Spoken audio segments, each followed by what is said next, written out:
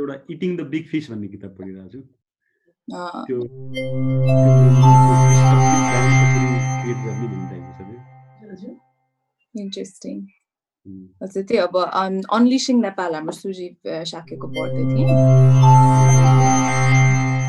किताब चाहिँ ल्याउनु पाएको छैन मैले आई हर्ड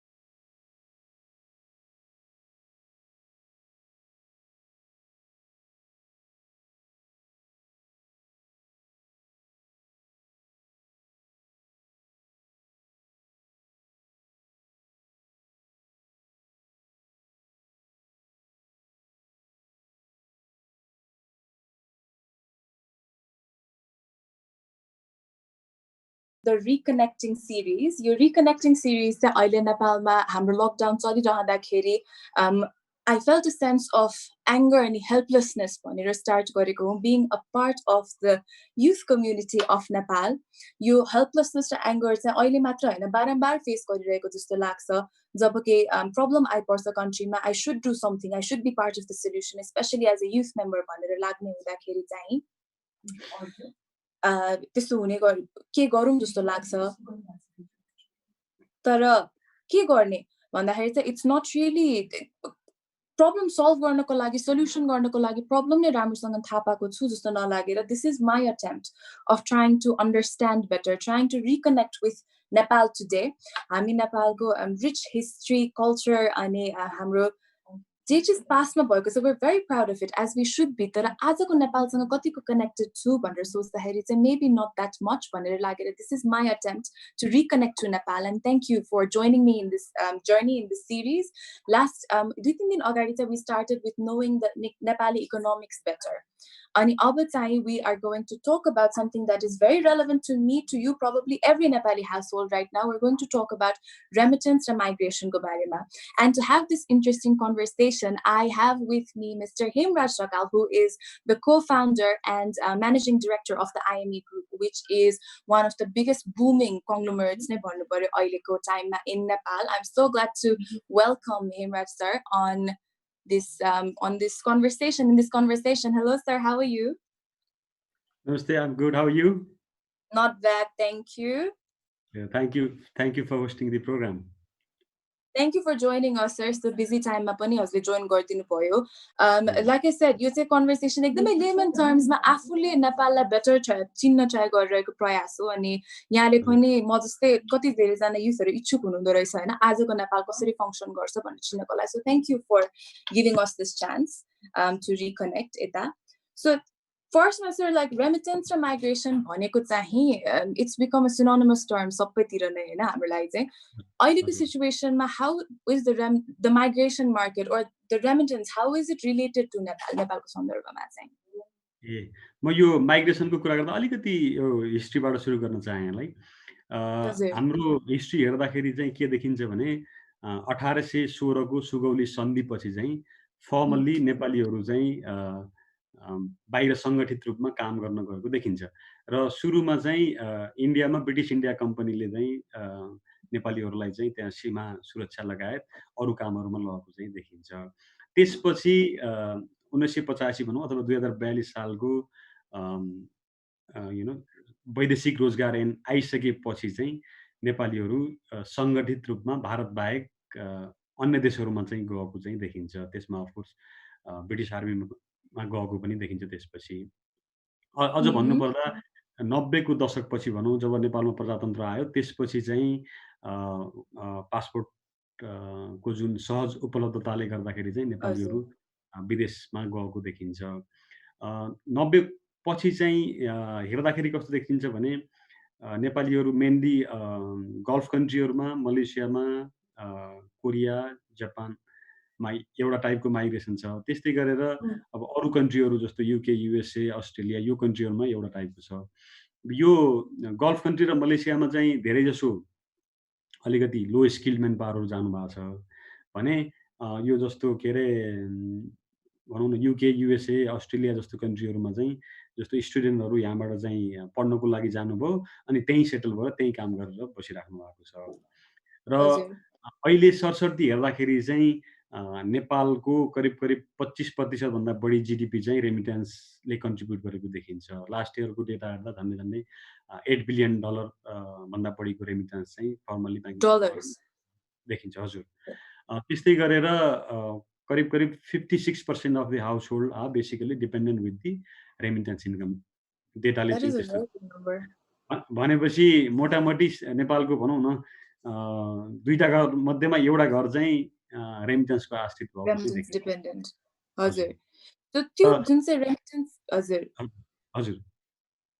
यो जुन चाहिँ रेमिटेन्स डिपेन्डेन्ट छ नि हरेक 2 घरमा झन्डै एक घर पनि रेमिटेन्स डिपेन्डेन्ट अथवा कोही न कोही बाहिर विदेशमा हुनु नै भएको. यसले चाहिँ is it a healthy thing is it an unhealthy thing? जस्तो डेली लाइफमा यस्तो यो पेन्डेमिक अथवा कुनै इमर्जेन्सी नपर्दाखेरि यो कतिको हेल्थी हुन्छ एउटा रेमिटेन्स डिपेन्डेन्ट इकोनोमी र is it any different emergency सिचुएसनमा चाहिँ? अब हिस्ट्री हेर्दा के देखिन्छ भने अब नेपाल मात्रै होइन अरू कन्ट्रीहरूको हिस्ट्री हेर्नुभयो भने पनि कुनै एउटा टाइममा चाहिँ अन्डर डेभलप कन्ट्रीबाट डेभलप कन्ट्रीमा चाहिँ काम गर्ने जाने प्रचलन त छँदैछ. हुन त अब डेभलप कन्ट्रीको मान्छेहरू पनि अन्डर डेभलप कन्ट्रीमा आएर काम गरिराखेका छन्. त्यो अब रेमिटेन्स भनेको इन्ट्रा कम्पनी इन्ट्रा कन्ट्रीको चाहिँ माइग्रेसनबाट आउने भए हुनाले चाहिँ त्यो त सधैँ चलिरहेको छ होइन. खालि अब त्यो जस्तो मेबी डेभलप कन्ट्रीबाट जानेमा चाहिँ अलिकति हाई स्किल्डको के भन्छ डिपेन्ड भएको हिसाबले त्यो टाइपको रेमिटेन्स अलिकति भनौँ न पर क्यापिटा इन्कम भनौँ अथवा चाहिँ के अरे एकजनाले कमाउने एमाउन्ट चाहिँ बढी होला. अब के अरे डेभलप कन्ट्रीमा जानेहरूको हिसाबमा चाहिँ हेर्दाखेरि मेबी त्यो कम होला होइन. त्यसले गर्दाखेरि चाहिँ त्यो चाहिँ संसारमा सबै कन्ट्रीहरूमा गएको देखिन्छ होइन. अब रेमिटेन्सको हिसाबले हेर्दाखेरि नेपाल मात्र होइन. अब जस्तो अब नेपाल लगायत अरू कन्ट्रीहरू हेर्नु भयो भने इन्डियामा कमसेकम जिडिपीको झन्डै 3% जस्तोको चाहिँ कन्ट्रिब्युसन छ. त्यस्तै गरेर के अरे फिलिपिन्समा 10% जस्तोको छ होइन. पाकिस्तानमा झन्डै 7% को छ. बङ्गलादेशमा 6% को छ. भनेपछि सबै कन्ट्रीहरूको चाहिँ के भन्छ जिडिपीमा रेमिटेन्सको कहीँ न कहीँ कन्ट्रिब्युसन त डेफिनेटली छँदैछ. यो रेमिटेन्स भनौँ अथवा माइग्रेसनलाई चाहिँ रोकिने पनि होइन जस्तो लाग्छ मलाई। किनभने हजुर एउटा चाहिँ जस्तो स्किल नभएको बेलामा चाहिँ लो स्किल म्यान पावरको चाहिँ मुभमेन्ट हुन्छ भने, अब एउटा टाइमपछि चाहिँ हाई स्किल म्यान पावर चाहिँ बाहिर जाने हुन्छ भनौँ न।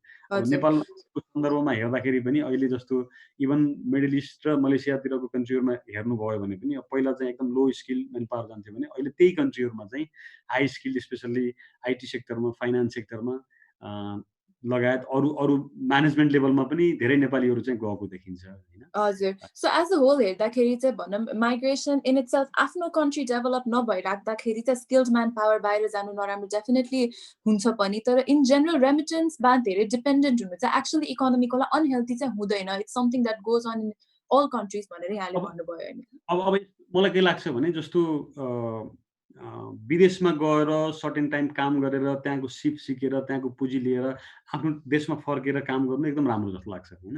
हजुर सधैँ त्यहीँ बस्ने होइन कि फर्केर आउनु पर्यो। त्यहाँको चाहिँ हो जुन के भन्छ सिप सिकेर स्किल सिकेर त्यो सिप र स्किल लिएर आफ्नो देशमा कसरी लगाउन सकिन्छ त्यसमा चाहिँ फोकस भयो भने मलाई लाग्छ त्यो विदेश जानु चाहिँ नराम्रो कुरा हो भन्नु चाहिँ। हजुर अनि इनफ्याक्ट त्यो टाइममा रेमिटेन्सले धेरै सपोर्ट पनि अनि यो साइक्लिकल हुन जान सक्छ होइन त कि त्यहाँको स्किल म्यान पावर आएपछि the next lot to sort of to go out ready do their time अनि त्यसपछि फिर्ता आउँदै यो साइकलमा चलिरह्यो भने चाहिँ यो नराम्रो चाहिँ हुन सक्दैन, अनहेल्दी हुन डेफिनेटली जाँदैन। अहिले हेर्दाखेरि चाहिँ के देखिन्छ भने जस्तो रेमिटेन्सबाट जति पनि पैसा आएको छ नेपालमा जस्तो रेमिटेन्सका आश्रित परिवारहरू भनौँ न उहाँहरूको चाहिँ एजुकेसन बच्चाहरूको एजुकेसन राम्रो छ, उहाँहरूको चाहिँ हेल्थमा राम्रो चाहिँ के अरे एक्सेस पुगेको छ होइन। मेबी क्वालिटी अफ लाइफ अलिकति अवेरनेस बढाएको छ भन्दाखेरि यसले चाहिँ टोटालिटीमा उत्पादकत्वमा भएन भन्न मिल्दैन। त्यसले चाहिँ लङ टर्म इन्भेस्टमेन्ट भइरहेछ होइन। भनेपछि अबको सेकेन्ड जेनेरेसन अब मोर एजुकेटेड हुन्छ उनीहरू यदि बाहिर जाँदाखेरि पनि उनीहरू चाहिँ हाई स्किल म्यान पावरको हिसाबमा चाहिँ जान सक्ने भयो भने चाहिँ मैले त्यसलाई चाहिँ नराम्रो हिसाबमा चाहिँ हेर्नुपर्छ जस्तो लाग्दैन मलाई। हजुर अनि यो कुरामा चाहिँ जस्तो अब फिर्ता आउनुपर्छ भन्ने सन्दर्भमा चाहिँ नि होइन कतिजना त फिर्ता आउनु पनि खोज्नुहुन्छ। यसमा चाहिँ मैले च्यालेन्जेस भन्दा पनि पहिला यहाँ आफै पनि पहिला 4 वर्ष जापान पनि बस्नुभएको हो होइन। So you're also returning migrant भनौँ न एक हिसाबले, but that was a while ago अनि म पनि 5 वर्ष चाहिँ आई लिभ्ड समवेयर अनि सो त्यो कुरामा चाहिँ maybe we have something in common. अनि फिर्ता आउँदाखेरि चाहिँ एउटा कमन सेन्टिमेन्ट मैले आफ्नो कन्टेम्पोरेरिजमा भेटेको त्यो हजुरलाई कस्तो सिमिलर लाग्छ लाग्दैन नेपाल फिर्ता आउँछु भन्ने हुन्छ होइन। अनि तर त्यो एन्टी कल्चर सक भन्छ नि, हामी एउटा नयाँ ठाउँमा जाँदाखेरि हामीले कल्चर सक एक्सपिरियन्स गर्छौँ है, त्यहाँको नयाँ भिज्न टाइम लाग्छ। तर त्यस्तै अलि लामो टाइम बाहिर बिताइसकेपछि चाहिँ फेरि नेपालमा भिज्न पनि गाह्रो हुन्छ भनेर हामीले सायद सोच्दैनौँ कि अनि आफ्नै घर चाहिँ जहिले पनि कम्फर्टेबल लाग्नुपर्ने त्यो आएको 1-2 महिना अनकम्फर्टेबल लागेपछि चाहिँ त्यो रिभर्स कल्चर सक परेपछि चाहिँ हामी यता जो फिर्ता नेपाल आउँछु भनेर आउनेहरू पनि धेरैचोटि हुन्छ नि अड्याप्ट गर्न नसकेको जस्तो देखिन्छ। सो जुन चाहिँ रिटर्निङ माइग्रेन्ट्स छ अब स्पेसली यो पेन्डेमिक मात्र नभनौँ कति इमर्जेन्सिजमा र एउटा नेसनल हाम्रो प्रोत्साहन इन्करेजमेन्ट पनि के छ भने फिर्ता आउनुपर्छ भन्ने होइन। सो त्यो फिर्ता रिटर्निङ माइग्रेन्ट्सले जुन चाहिँ च्यालेन्जेस फेस गर्नुहुन्छ काम गर्नुको लागि मोस्टली त सोसल भन्दा पनि काम गर्नको लागि either in finding jobs or starting new enterprises तपाईँले के जस्तो च्यालेन्जेस चाहिँ आफू पनि फेस गर्नुभयो फिर्ता आउनु हुँदाखेरि र आजकल चाहिँ के च्यालेन्जेस फेस गर्छन् जस्तो लाग्छ यहाँलाई र त्यो च्यालेन्जेस कसरी ट्याकल गर्न सकिन्छ? अब कस्तो लाग्छ भने मलाई यो जस्तो बाहिर जाने कुरा चाहिँ दुईटा फ्याक्टरले काम गरेर आउँछ कि एउटा पुस र पुल फ्याक्टर जस्तो लाग्छ मलाई होइन। एउटा चाहिँ जस्तो अब आफै भनौँ न एउटा सोसियल हिसाबले पनि जस्तो धेरै हाम्रो चाहिँ नेबर्सहरूको साथीभाइहरू चाहिँ विदेश गए मलाई पनि जानु मन लाग्यो एउटा चाहिँ पुस फ्याक्टरको एउटा होइन। पुल फ्याक्टर आफैले बाहिर गएर सिकेर केही गराउनु पर्यो आफू चाहिँ गराउनु पर्यो त्यो पुल फ्याक्टर हुनसक्छ एउटा आफ्नै इन्सपिरेसन जस्तो हुनसक्छ होइन। र अब बाहिर गइसकेपछि पनि त्यति सजिलो छैन नि आजको दिनमा बाहिर गएर स्ट्रगल गरेर काम गर्नलाई सेटल हुनलाई इट्स नट द्याट इजी नि होइन। तपाईँ आफै पनि बाहिर बस्नुभयो थाहा छ। अनि त्यो बाहिर जति मेहनत गरिन्छ त्यति मेहनत चाहिँ हामीले यहाँ नेपालमा गर्न सक्यौँ भने चाहिँ त्यो के अरे त्यसबाट धेरै हामी चाहिँ के भन्छ अगाडि काम गर्न सकिन्छ। त्यो बाहिर गइसकेपछि अनि मात्र थाहा हुन्छ कि मेहनत के हो भनेर प्रोभाबली होइन। अब हामी नेपालीहरू चाहिँ हामी अब एउटा कल्चरको हिसाबले हामी जस्तो अब जोइन्ट फ्यामिलीमा बस्छौँ सबैजना होइन एडप्टेसन कल्चर राम्रो छ हामी चाहिँ मेहनत गर्छौँ होइन। त्यसले गर्दाखेरि एडजस्ट हुनलाई चाहिँ टाइम त लाग्दैन।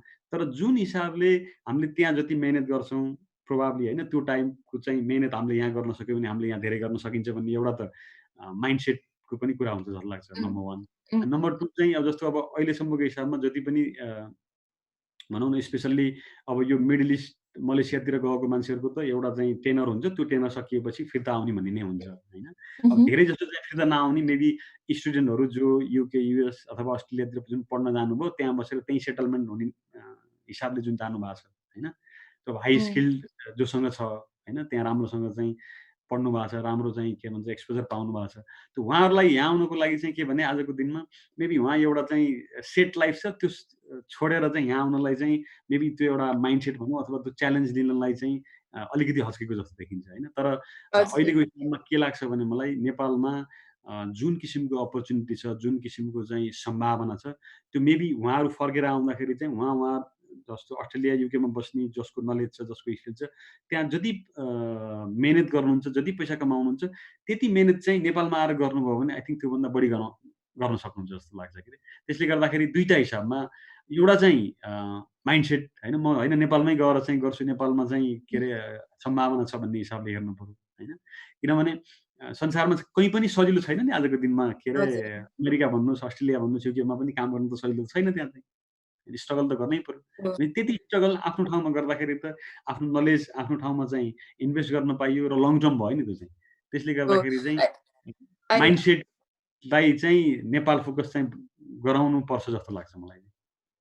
हजुर, I think absolutely agree with you कि हामीले उता गर्ने जस्तो कतै न कतै आफैमा पनि त्यो सेन्स अफ एन्टाइटलमेन्ट एउटा भेट्छौँ हो, जस्तो लाग्छ कि आफ्नो घर होम हो। कन्ट्रीमा आएर झन् काम गरिदिन खोजिरहेको छु, सजिलै छैन भने जस्तो होइन। सो हामीले त्यति नै मेहनत गर्न विलिङ भयौँ भने चाहिँ अनि अर्को कुरा जुन चाहिँ यहाँले सेकेन्ड पोइन्ट भन्नुभयो त्यो युज टु हुने कुरामा चाहिँ नि होइन, हो कि अब कसरी 10 वर्ष बित्यो थाहै पाएन भन्ने कति हामी सुनिरहेकै हुन्छौँ होइन?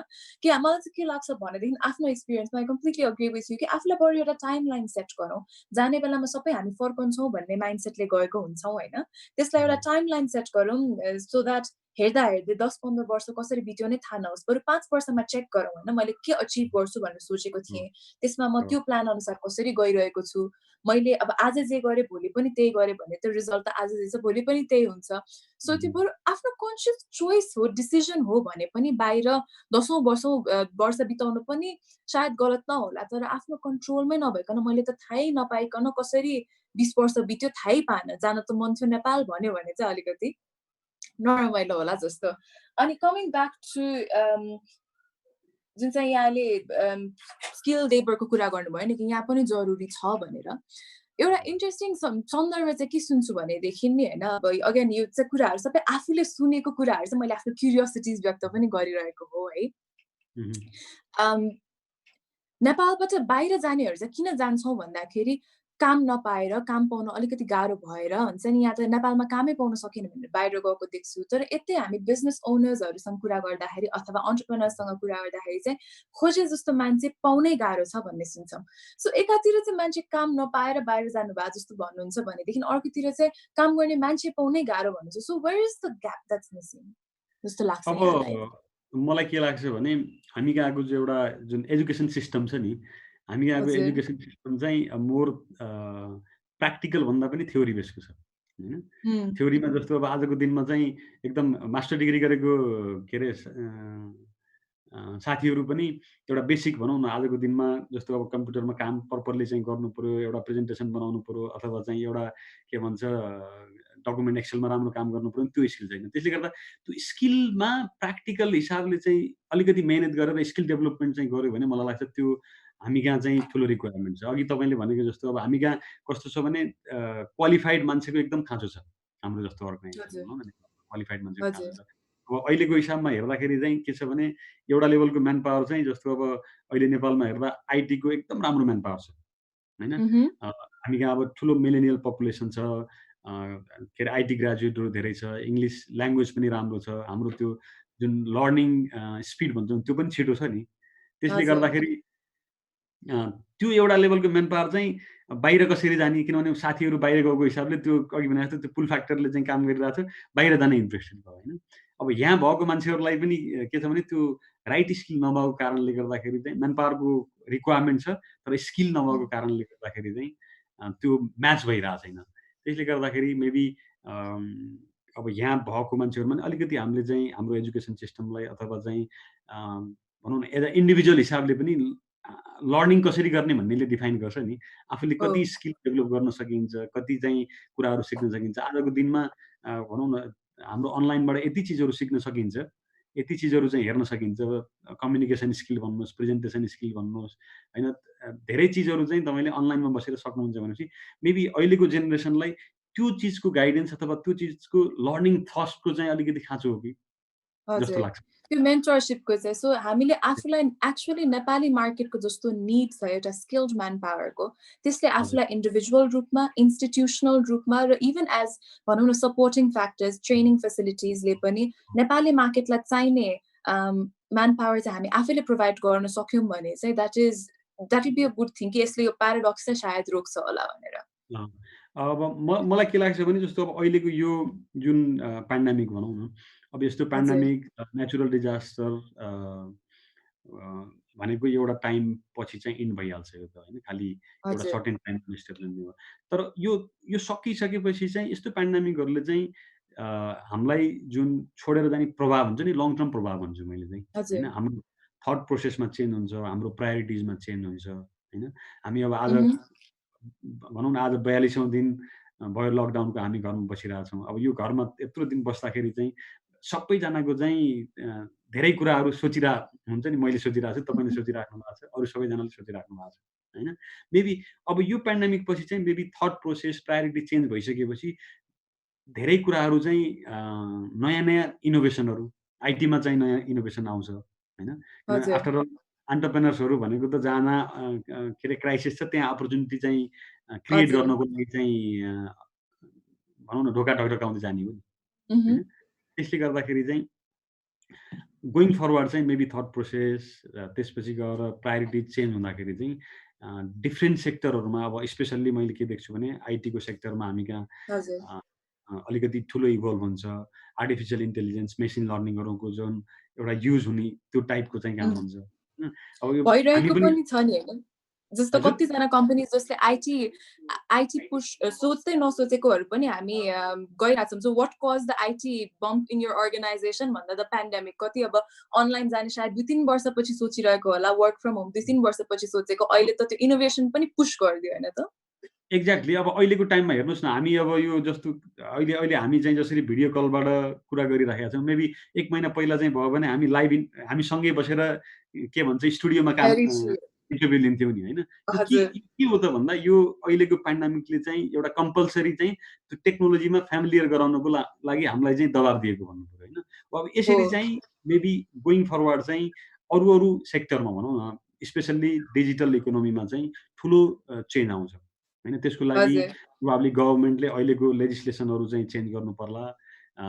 डिजिटल फ्रेन्डली कसरी बनाउने त्यसमा चाहिँ वर्कआउट गर्नु पर्ला एउटा।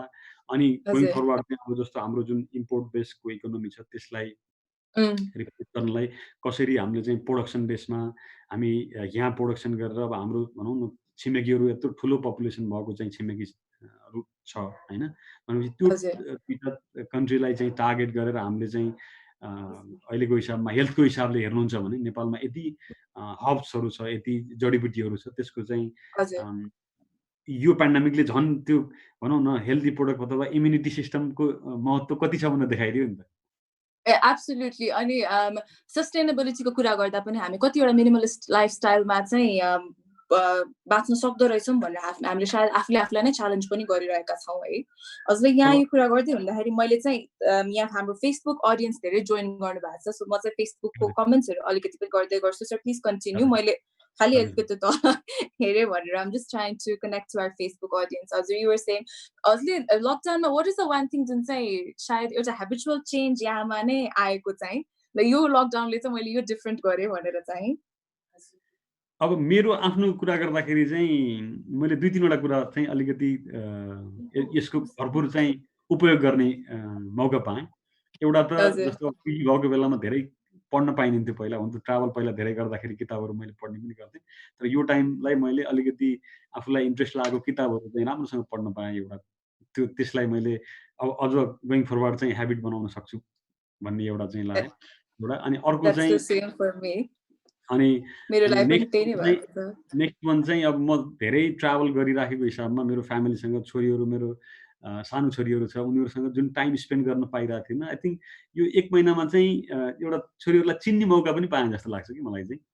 मेरो आमासँग, छोरीहरूसँग जुन एउटा हजुर, क्वालिटी टाइम भनिन्छ नि हामीले चाहिँ, क्वालिटी टाइम हजुर, चाहिँ जुन हामीले चाहिँ स्पेयर गऱ्यौँ र एज अ टोटालिटीमा हेर्दाखेरि चाहिँ यो जुन भनौँ न 42 दिनको टाइम चाहिँ प्रोबाब्ली हाम्रो यो के भन्छ जेनेरेसनमा चाहिँ एउटा यस्तो एउटा अपर्च्युनिटी दियो भनौँ न, मानव जातिलाई हजुर, एउटा जुन च्यालेन्ज दियो, एउटा के भन्छ अनसिन शक्तिले भन्नुपर्यो अहिलेको हिसाबमा होइन।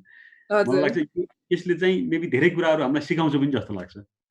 Absolutely. हरेक चिजले and as you said, हामी कहिले पनि if we're thinking of growing, challenges मै opportunities पनि देखिन्छ भनेर. Now I'm trying to go through some comments जुन चाहिँ यहाँले हामीलाई पठाउनु भएको छ. We have audience from Qatar, from Malaysia. ले चाहिँ हामीलाई hello भन्नु भइरहेको छ. So thank you everyone for joining us. जसले पनि यहाँहरुको के questions छ भने I'm not being able to see questions. मैले एकदमै limited comments चाहिँ देख्न सकिरहेको छु जुन चाहिँ बेस्ट विशेस मात्रै छन्. सो क्वेसन्सहरू छन् भने चाहिँ please feel free to ask. हामी अहिले फेसबुक पेजबाट र युट्युबमा पनि लाइभ छौँ र फर सम रिजन मैले अहिले फेसबुक लाइभमा चाहिँ एकदमै लिमिटेड कमेन्ट्स मात्रै देख्न पाइरहेको छु लाइक आई मेन्सन. सो हामी यो क्वेसन्सहरू आउँदै गर्दाखेरि चाहिँ हजुर मैले यो कमेन्ट्स मात्रै देखिरहेको छु तर मैले फर्दर क्वेसन्स त देखिरहेको छैन. If there are any questions त्यो चाहिँ हामी अहिले एड्रेस गरौँला र क्वेसन्स एड्रेस गरेपछि एउटा एकदमै राम्रो अनाउन्समेन्ट गरौँ भनेको. तर हाम्रो क्वेसन्स आउँदै गर्दाखेरि चाहिँ a very big announcement that we'd like to make as a यहाँ नै सँगै हुँदाखेरि the co founder and MD of IME group नै सँगै हुँदाखेरि चाहिँ we actually have a big announcement to make भन्ने पर्यो होइन. Which is that in light of what ever is happening अहिले यो पेन्डेमिकले नेपाललाई मात्र नभएर संसारलाई नै अफेक्ट त गरेको छ. अनि यो सोलाई यो अटेम्प्ट यो इनिसिएटिभलाई चाहिँ यहाँहरूले धेरै माया दिनुभएको छ. यो इनिसिएटिभलाई चाहिँ हामीले एक स्टेप फर्दर लगेर यसलाई चाहिँ हामी डेडिकेट गर्दैछौँ to assist in the people most affected by the pandemic. सबैभन्दा जुन चाहिँ भलनरेबल ग्रुप हुनुहुन्छ उहाँहरूलाई चाहिँ हामी असिस्ट गर्न गइरहेका छौँ. So in partnership with IME Pay र हाम्रो international partners the Nepal Rising हुनुहुन्छ, we will be opening up accounts for your contribution so that you can help us feed the daily wage workers जुन चाहिँ सफर गरिरहनु भएको छ, जुन चाहिँ दैनिक रोजगार जाला मजदुरीमा डिपेन्डेन्ट हुनुहुन्थ्यो त्यसमै डिपेन्ड हुनुभएको मान्छेहरूलाई चाहिँ परिवारलाई समुदायलाई चाहिँ हामी सहयोग गर्न खोजिरहेका छौँ. For $15 जुन चाहिँ लगभग 1500 नेपाली रुपियाँ पर्न आउँछ. You can feed one family for a week. So त्यसको लागि चाहिँ हामी कन्ट्रिब्युसन्स ओपन गर्दैछौँ आइएमई पेको पेजमा, आफ्नो पर्सनल पेजमा पनि. We will be putting out the link for your contribution. र आई थिङ्क त्योभन्दा पनि ह्याप्पी न्युज चाहिँ के छ भनेदेखि IME pay has agreed or actually has come forward to match your donations up until 1 month. So 1st of June 2020 सम्म चाहिँ यहाँले जति पनि meal support गर्नुहुन्छ. So for 1500 rupees you can support one family for 1 week. र हरेक यहाँको each 1500 को contribution लाई चाहिँ IME Pay ले match गर्नेछ. So यहाँले एक दिन भयो भने त्यो लास्टमा गएर 2 हुन पुग्छ. So thank you for your generous contribution and we encourage everyone that's watching and जसलाई चाहिँ कसरी हेल्प गरौँ भनेर वे खोजिरहनु भएको छ भने चाहिँ अब यहाँ डिस्क्रिप्सन कमेन्ट्सहरुमा पनि आउने नै छ, त्यहाँ चाहिँ यहाँले कन्ट्रिब्युट गर्न सक्नुहुन्छ. So what do you think of this initiative, sir? And thank you for being part. How does it feel to be part of this on the ground initiative? Thank you for initiation होइन. तपाईँले जुन initiation लिनुभएको छ, हामीले as a सिएसआरको हिसाबमा IME फाउन्डेसनले धेरै सेक्टरहरूमा support यस्तो पेन्डेमिकको बेलादेखि लिएर अरू नेचुरल डिजास्टर नेसनल डिजास्टरमा धेरै ठाउँमा सपोर्ट गर्दै आएका छौँ. र तपाईँहरूको यो इनिसिएसनलाई हामी इक्वेली सपोर्ट गर्न चाहन्छौँ ताकि जो निडी हुनुहुन्छ, जो भल्नरेबल हुनुहुन्छ उहाँहरूले चाहिँ त्यो डाइरेक्टली बेनिफिट पाउनुभयो. त्यसको लागि तपाईँहरूले जति तपाईँको पार्टबाट जति इनिसिएट गर्नुहुन्छ हामी त्यति नै थपेर त्यो सहकार्य गर्नेछौँ. 1+1 लाई 2 बनाउन चाहन्छौँ, 11 बनाउन चाहन्छौँ. त्यसलाई चाहिँ त्यो सपोर्ट चाहिँ गर्न चाहन्छौँ र त्यो तपाईँहरूले मौका दिनुभएकोमा तपाईँहरूलाई पनि धन्यवाद. र यो प्रोग्राम चाहिँ ले गर्दा हामीलाई एउटा भनौँ न भल्नरेबल जो हुनुहुन्छ उहाँहरूलाई सपोर्ट गर्नलाई हामीले आफूले एउटा सानो चिज भए पनि गर्न सकिन्छ भन्ने हिसाबमा तपाईँहरूसँग चाहिँ हामी सहयोग गर्छौँ. मलाई खुसी लाग्छ। Absolutely. I'm so glad to be able to collaborate with IMEP अनि international contributors पनि हुनुहुन्छ भनेदेखि चाहिँ यहाँहरूले यही IMEP-बाट पनि गर्न सक्नुहुन्छ instructions detailed instructions चाहिँ अहिले हामी available गराउने नै छौँ र नेपाल राइजिङमा पनि contribute गर्न सक्नुहुन्छ and I'd like to take this time to thank you the team of IMEP विचित्र जसले यो सबै coordinate गर्न help गर्नुभएको छ team विचित्र नेपाल राइजिङको team अनि of course the hidden treasure जसले चाहिँ जहिले पनि support गर्दै आइरहनु भएको छ अनि we have questions, especially यहाँ के जिज्ञासा राखिरहनु भएको छ शायद यो question हामी दुवैलाई हुन सक्ला sir is that political condition अथवा political instability भन्ने चाहिँ word हामीले एकदमै चलिआएकै हो हैन अनि यसले चाहिँ I think what Amrit ji is trying to say is कि political scenario मा तलमाथि हुँदाखेरि हैन corruption cases हरु हुँदाखेरि चाहिँ it demotivates us हामीले जति optimistic भएर काम गर्न खोज्दाखेरि चाहिँ so how do you take that भनेर चाहिँ सोध्नु भएको छ प्रश्न राख्नु भएको छ अब मैले चाहिँ पोलिटिकली भन्दा पनि माथि उठेर चाहिँ नेपालमा इकोनोमिक हिसाबले चाहिँ राम्रो अपर्च्युनिटी छ भन्छु मैले चाहिँ हैन। हजुर अब पोलिटिकल त हरेक कन्ट्रीको आफ्नो पोलिटिकल सिस्टम हुन्छ अलिकति चाहिँ के अरे इस्युजहरू चाहिँ नआउने कुरा भएन हैन। तर मलाई लाग्छ हामी अलिकति पोजिटिभ भएर आफूले गर्न खोजेको चिजमा फोकस भएर लाग्यौँ भने हामी इकोनोमिक हिसाबले चाहिँ अगाडि जानलाई चाहिँ पोलिटिकली त्यति डिस्टर्ब हुन्छ जस्तो लाग्दैन मलाई। I think that's a great outlook to look above हैन यो चलिरहेको भन्दा पनि आफ्नो vision ठुलो र आफ्नो dedication राख्दै गरे भने because I think you have set an example बाहिर पढ्नु भएर अहिले you set up along with a strong team teamwork मा पनि believe गरेर हैन अगाडि बढ्दाखेरि चाहिँ you set an example of it is doable भनेर so thank you for that अनि जाँदा sir I think we've addressed questions that we have. If there are any further questions, audience जति पनि हेरिरहनु भएको छ please हाम्रो Facebook live मा चाहिँ questions comment गर्नु होला YouTube मा comment गर्नु होला so sir यो जुन चाहिँ यहाँले starting मा पनि भन्नुभयो कि यो migration र remittance dependence चाहिँ यो trend कतै पनि change भइरहेको चाहिँ देख्दैन शायद त्यो कता कुन टाइपको migration भनेर change होला unskilled बाट skilled मा अलि बढ्दै जाला तर यो migration trend चाहिँ ongoing नै छ so as a whole हामीले हेर्दाखेरि almost एउटा negative connotation सँग आउँछ हैन remittance migration भन्दाखेरि but how do you see this in a positive light especially yes I think यहाँले यो अगाडि पनि अलिकति address त गरि नै सक्नुभयो हैन तर all in all for people especially the youth जो चाहिँ अहिले सायद हामीलाई बाहिरबाट पनि हेरिरहनु भएको छ अनि migration र remittance लाई एउटा positive lights मा डेभलपमेन्ट को लागि एउटा राम्रो टुलको रूपमा चाहिँ कसरी हेर्न सकिन्छ त अब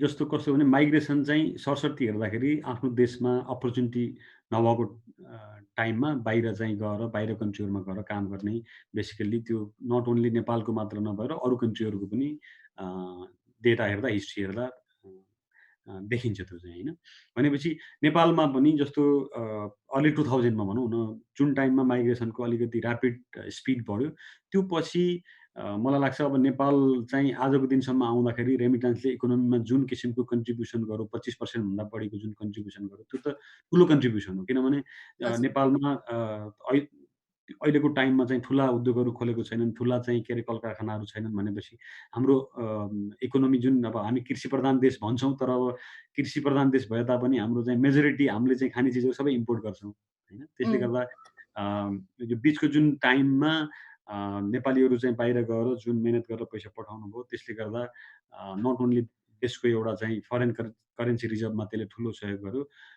प्लस उहाँहरूको जस्तो फ्यामिलीको हिसाबले हेर्दाखेरि अघि मैले भने जस्तो बच्चाहरूले चाहिँ राम्रो एजुकेसन पाउनुभयो बुवा आमाहरूले राम्रो हेल्थ के अरे हेल्थ फेसिलिटी पाउनुभयो हैन उहाँहरूको चाहिँ एज भनौँ न लन्जिभिटी क्वालिटी अफ लाइफ बढ्यो यसले यो भनेको त कस्तो भने अब आजको दिनमा एजुकेसन भनेको त कुनै पनि कन्ट्रीको फाउन्डेसन हो नि हैन त्यो एजुकेसनमा ठुलो पैसा चाहिँ इन्भेस्टमेन्ट भएको छ भनेपछि त्यसलाई त हामीले त धेरै पोजिटिभ हिसाबले हेर्नु पर्यो नि र अब जस्तो आजको चाहिँ जो के अरे माइग्रेन्ट बाहिर बसिराख्नु भएको छ उहाँको बच्चाहरू चाहिँ जो आज यहाँ राम्रो स्कुल पढेर राम्रो चाहिँ के भन्छ क्वालिफाइड हुनुभएको छ भनेपछि उहाँहरूको त लङ टर्ममा चाहिँ यहाँ बस्दाखेरिको चाहिँ कन्ट्रीलाई चाहिँ दिने डेलिभरी अथवा चाहिँ जुन सोसाइटीलाई चाहिँ डेलिभर गर्ने भ्यालु फ्यामिलीलाई डेलिभर गर्ने भ्यालु त ठुलो हुन्छ नि होइन त्यसलाई हामीले कसरी चाहिँ मापन गर्ने त्यसले गर्दाखेरि चाहिँ एज अ होलमा अघि भनेको जस्तो चाहिँ एज अ होलमा हेर्दाखेरि चाहिँ सर्टेन टाइम चाहिँ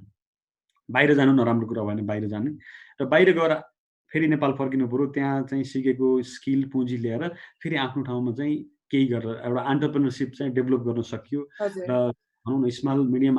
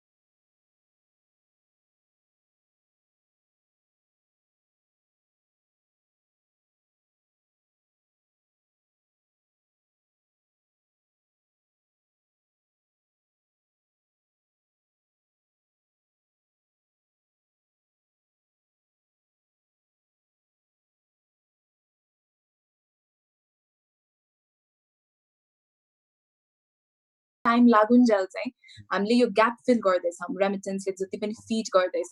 तर त्यसलाई चाहिँ हामीले एउटा साइक्लिकल मेथडबाट हेर्नु पर्यो, आफ्नो टाइमलाइन याद गरेर म फिर्ता नेपाल आउँछु भन्नेमा चाहिँ एक्ट गर्नु पर्यो। त्यसको लागि यहाँले भन्नुभएको दुईटा कुरा चाहिँ एउटा कमिटमेन्ट एउटा हुनु पर्यो कि होइन म नेपालमै आएर काम गर्छु भन्ने कमिटमेन्ट, र सेकेन्ड चाहिँ म बाहिरको लाइफस्टाइलमा जति युज टु भए पनि होइन म नेपालमै आएर काम गर्छु भनेर त्यो प्लान राखेर टाइम लाइन वाइज हेऱ्यौँ भने चाहिँ हामीले यो इनएभिटेबल रेमिटेन्स र माइग्रेसनको ट्रेन्डलाई चाहिँ एकदमै पोजिटिभली न्युट्रल मात्र होइन, नराम्रो पनि होइन भन्ने हिसाबले होइन कि इनफ्याक्ट धेरै राम्रो हो भन्ने तरिकाले अगाडि जान सक्छौँ है। यसमा अर्को एउटा चाहिँ जस्तो गभर्मेन्टले पनि अलिकति जस्तो बाहिरबाट फर्केको मान्छेहरूको जुन एउटा स्किल छ, जुन नलेज छ, त्यसलाई कसरी युटिलाइज गर्न सकिन्छ भन्ने हिसाबले मेबी त्यो लेजिस्लेसन चाहिँ बनाउँदाखेरि त्यसलाई एडप्ट गर्ने टाइपले चाहिँ गराउन सक्यो भने मलाई लाग्छ दुईटा पार्टमा अहिलेको हिसाबमा नेपालमा आइटी र कृषिमा ठुलो सम्भावना देखिन्छ।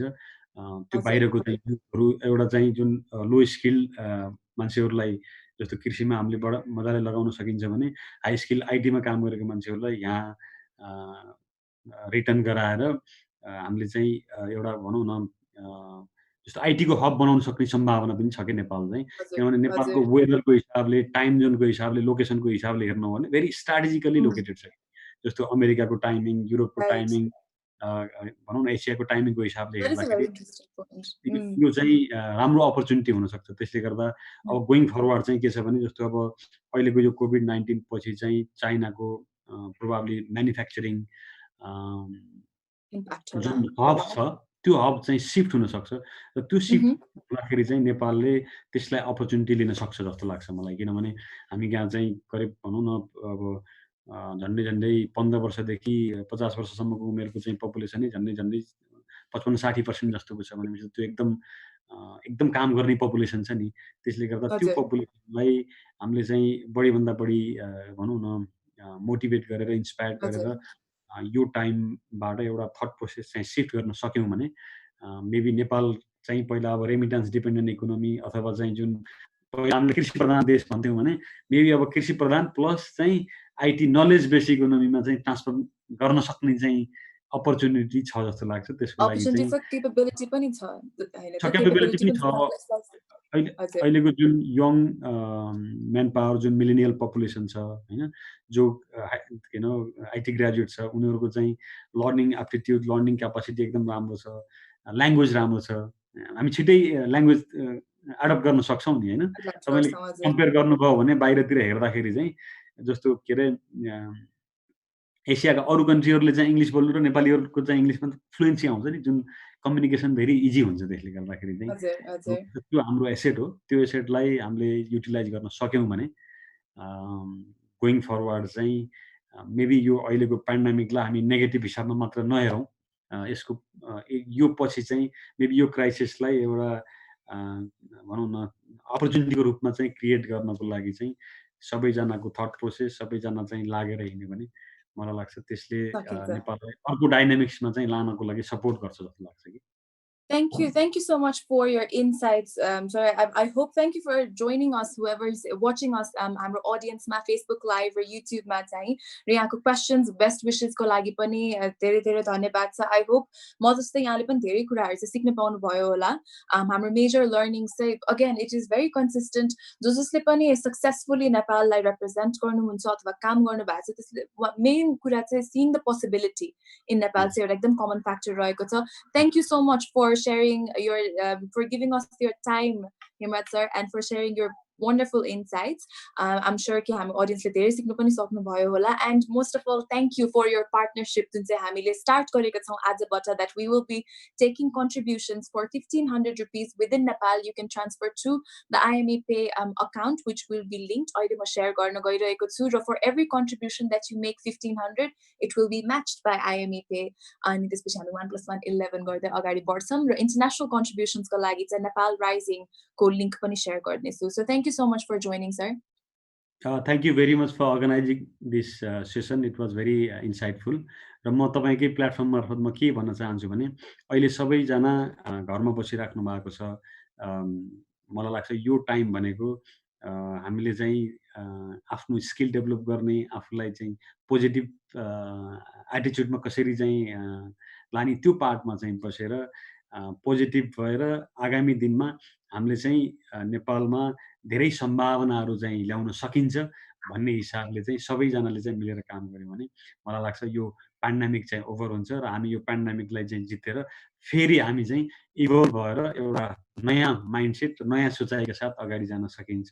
म सबैलाई त्यही मेरो आफ्नो कुरा राख्दै फेरि तपाईँलाई पनि धन्यवाद दिन चाहन्छु र सम्पूर्ण श्रोताहरूलाई धन्यवाद एवं शुभकामना दिन चाहन्छु। Stay home, stay safe, be positive, and be healthy. Thank you. Thank you. Thank you. Thank you so much for joining, sir. Thank you. So that was Mr. Hemraj Dhakal, IME Group co-managing director, co-founder, and he shared a lot of insights from मैले त धेरै नै सिके जस्तो लाग्यो यहाँहरुले पनि सिक्नु भयो होला hopefully अनि क्विजहरु पनि हामीले आन्सर गर्न ट्राई गर्यौं. I think this went better than the first session for those of you who did watch, and the prayas is always going to be we're going to try to be better. We will be continuing this series for 3 more episodes. This is trying to reconnect to Nepal today. आजको नेपालसँग चाहिँ हामी अलिकति टाढिएका छौं कि हामी जुन चाहिँ एउटा सोल्युसन प्रोसेसको पार्ट हुनुपर्छ नेपाली युथ. हामीले सायद प्रब्लम नै त्यति सारो चिनेको छैनौं कि भनेर यो चाहिँ मेरो प्रयास रहेको छ. And you guys have joined. Thank you so much for joining. र आज हामीले अनाउन्स गरेको छौं कि यो series is dedicated to COVID relief. So the link again will be out about how you can contribute for $15 or for 1500 Nepali rupees चाहिँ यहाँले contribute गर्न सक्नुहुन्छ, which will be going towards COVID relief and feeding people, mostly daily wage workers, monthly wage workers, जसको चाहिँ आय स्रोत एकदमै affect भएको छ, who are vulnerable communities in and around Nepal. So this is Anushka signing off again. This sounds like I finally have a show. But thank you again for joining, and we will be back coming Thursday 5:30 p.m. Nepal time again to speak more about reconnecting Nepal. हामी आउँदो बिहीबार चाहिँ 5:30 5:30 बजे बेलुकी नेपाल टाइममा आउँदैछौं YouTube र Facebook लाइभमा र हाम्रो प्रयास रहेको छ आजको नेपाललाई अझ नजिकिएर चिन्ने to become the Sachet Nepali that can lead to a समृद्ध Nepal. Thank you everyone for joining. Bye. Take care.